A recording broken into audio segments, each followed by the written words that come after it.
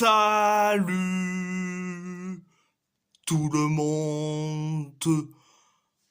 On va en parler sur tous les matchs. Direction la Supercoupe du Portugal. Le FC Porto a gagné face au Sporting Lisbonne 4-3. Un but, un but de Gonçalo Ignacio, un but de Pedro Gonçalves et un but de Giovanni Quinta. Pour le Sporting Lisbonne, un doublé de Galeno, un but de Nico Gonzalez et un but d'Ivan Raime. Pour le FC Porto. Donc, première période, c'était catastrophique. Début du coup d'envoi, on a été catastrophique. On a encaissé un but. C'était le but du 1-0 signé Gonçalo Ignacio. Donc, après le but du 1-0 signé Gonçalo Ignacio, 3 minutes plus tard, on encaisse encore une fois un but signé Pedro Gonçalves. Donc le but du 2-0, quand même. Donc après le but du 2-0, on commence à mieux jouer un tout petit peu jusqu'à que on encaisse encore une fois un troisième but, le but du 3-0 signé Giovanni Quinta, le crack ultime du Sporting Lisbonne, que tout le monde adore. Même nous, les portistaches, quand même. Franchement, que ça soit les fans du Sporting comme les fans du FC Porto, on peut adorer peu importe quel crack, que ça soit Rodrigo Mora du côté du FC Porto ou Giovanni Quinta du côté du Sporting. Même si il y a cette rivalité entre le Sporting Lisbonne et le FC Porto, mais quand même. Donc, après le but du 3-0, quelques minutes plus tard, 4 minutes plus tard, enfin, on marque un but, le but du 3-1 signé Galeno. Donc on est sauvé, on sauve l'honneur en première période. Après le but de Galeno à la 28e minute,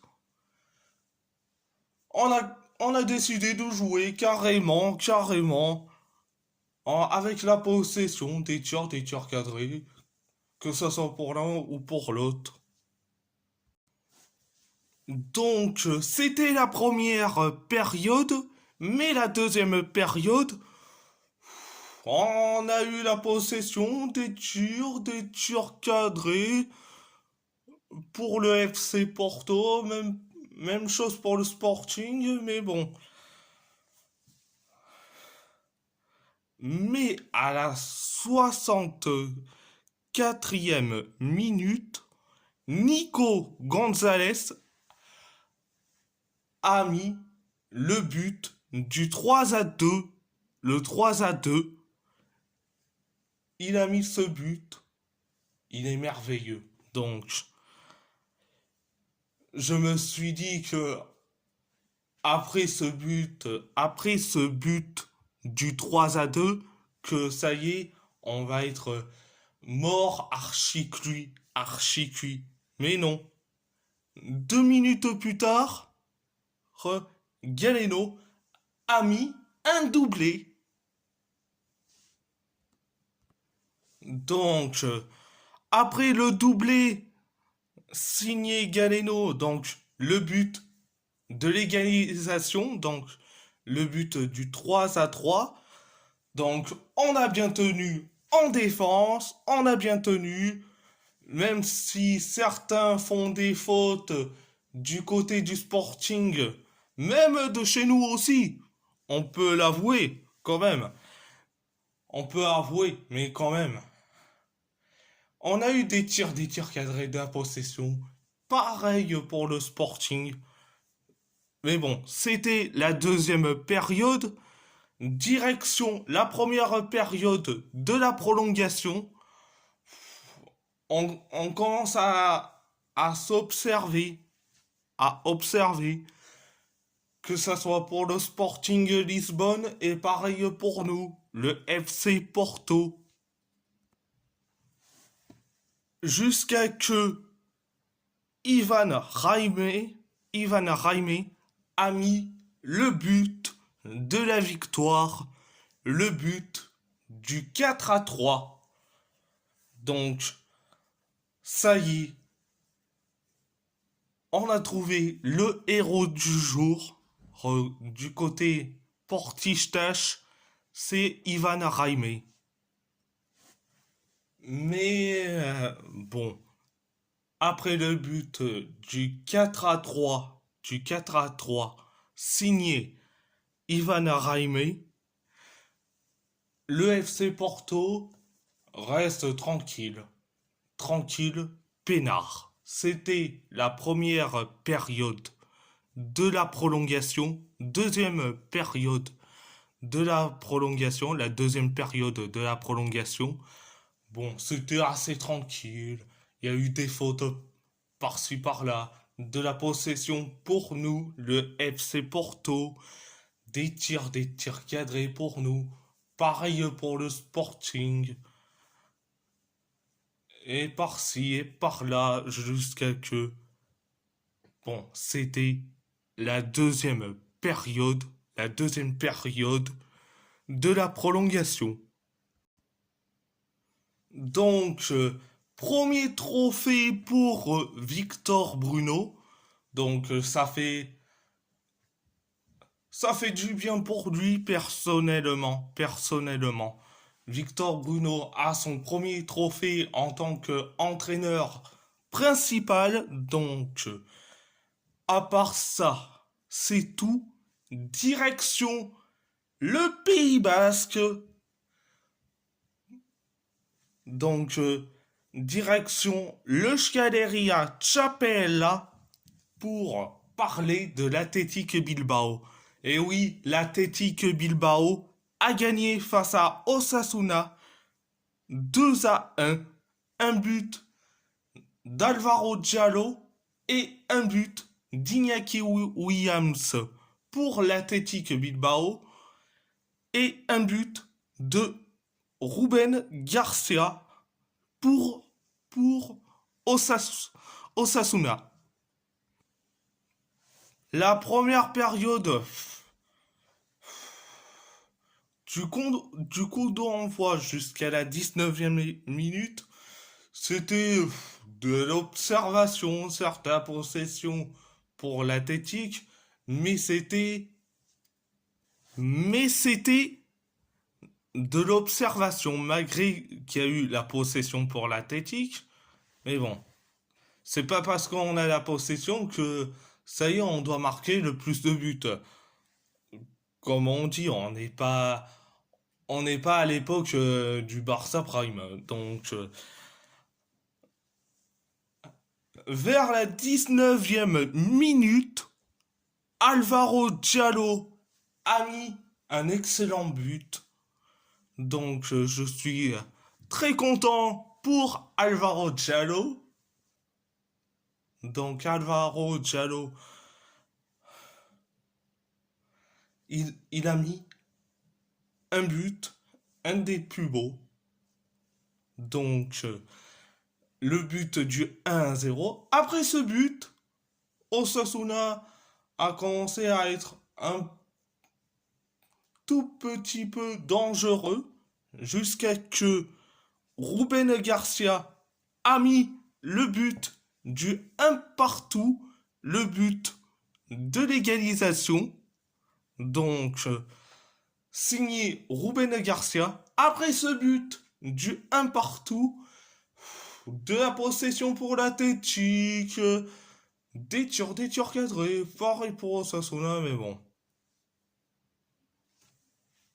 Donc, c'était la première période. La deuxième période, c'était... Qu'est-ce que je peux dire? Je dirais pas au-delà de fantomatique, mais c'était nul. Que ça soit pour nos joueurs, quand même.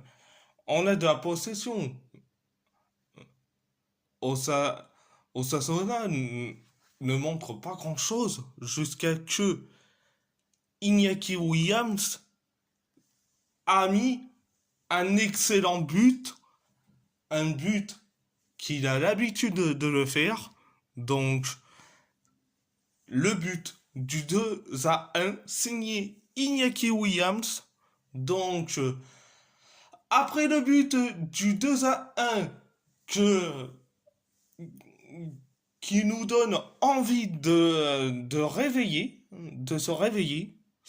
Donc, après ce but du 2-1 signé Iñaki Williams, euh, c'était la défense, même si on tirait, même si on fait des tirs et des tirs cadrés, mais on a une bonne défense, mais bon. Mais bon, c'était la deuxième période. Bon, l'Athletic Bilbao qui gagne le Scaleri à Chapela pour la troisième fois. Ah, mais en plus, oui, j'avoue que le Scaleri à Chapela, c'est une, c'est un trophée mineur. Je l'avoue direct que le Scaleri à Chapela, c'est un trophée mineur. Mais bon, à part ça, c'est tout. Direction la Supercoupe de Turquie. Galatasaray a perdu face à Beşiktaş ce 5-0. Un doublé de Ciro Immobile, donc un sur penalty, un but de Jonas Svensson, un but de Rafa Silva et un but de Mustafa Erhan Hekimoglu pour Beşiktaş et un carton rouge pour Victor Nelson pour Galatasaray. Première période, un tout petit peu compliqué quand même. On encaisse on encaisse un but rapidement, signé Ciro Immobile, sur une erreur de Victor Nelson. Je dis franchement, est-ce que Victor Nelson doit être vendu? Pour moi, la réponse est oui. Vu le match qui nous a fait, Victor Nelson, il faut le vendre direct. Donc, ce n'est pas le sujet du moment. Je vais passer au match. Après ce but signé Ciro Immobile, Galatasaray commence à pousser. Il y a eu deux buts qui ont été refusés à Galatasaray pour pour hors-jeu carrément. Donc, même si Beşiktaş ont été très dangereux, Galatasaray proposait un peu mieux, mais bon, ce n'était pas assez. Donc, c'était la première période, mais la deuxième période, on a coulé. On a coulé carrément. En deuxième période. Jonas Svensson a mis le but du 2-0. Après ce but du 2-0 signé Svensson, on commence à être un tout petit peu mieux, même si Beşiktaş était dangereux. Mais bon, on commençait à être un tout petit peu mieux. Donc, jusqu'à que à la 81e minute de jeu, certes, il y a eu un pénaltoche. Il y a eu certes un pénaltoche, mais bon. Bon. Ciro Immobile a mis son doublé sur penalty. Donc, ça fait donc 3-0 pour Beşiktaş. Après le but sur penalty de Ciro Immobile, on a été encore une fois nullissime comme d'habitude. Victor Nelson a récolté son carton rouge. A récolté son carton rouge digne d'un Sergio Ramos quand même. Donc bon, je déconne un peu sur digne d'un Sergio Ramos, mais quand même, Victor Nelson. Mais quand même, Victor Nelson. Il nous plombe pendant tout le match à 10 contre 11 déjà. Et on encaisse encore une fois deux autres buts. Donc le but du 4-0 signé Rafa Silva et le but du 5-0 signé Mustafa Herhan Hekimoglu. Donc c'était le but du 4 et du 5-0. Et le but du 5-0.